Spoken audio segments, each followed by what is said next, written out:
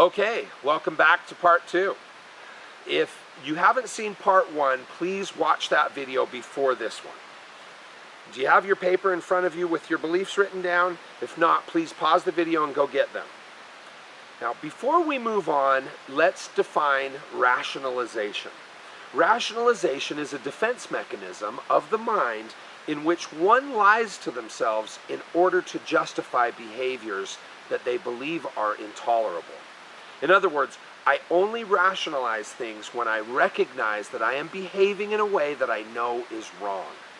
When I recognize the truth and don't like what I see, my mind tells me lies to protect me from experiencing the pain that comes from owning the fact that I have harmed someone. And I'm not alone, everyone does this. If you don't believe me, feel free to explore any psychological research on rationalization, and you'll find that I'm telling you the truth. Okay, so let's see if your beliefs are in alignment with your innate truth.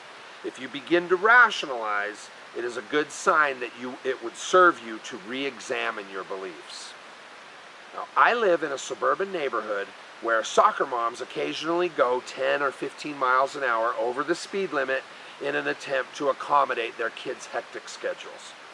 Speeding just 10 miles an hour over the speed limit causes an additional 30,000 deaths of innocent lives in the U.S. each year.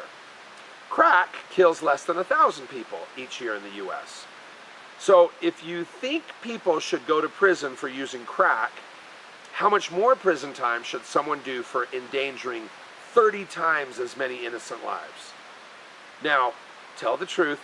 Have you ever sped 10 miles an hour over the speed limit? Do you believe that you should be sentenced to life in prison? Are you aware of any rationalizations going on in your head right now? Is it okay to speed so you won't be late to work? Now, do you believe that killing someone is worse than being late to work?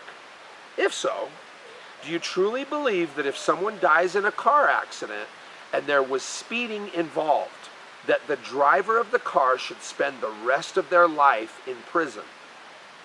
Now, generally, the worst thing that happens to someone that smokes crack is that they don't show up for work the next day or perform poorly if they do show up.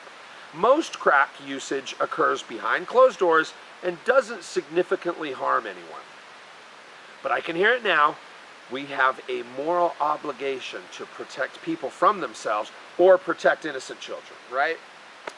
So I guess we'd better look at the real #1 health problem in America. Obesity kills over 300,000 Americans each year.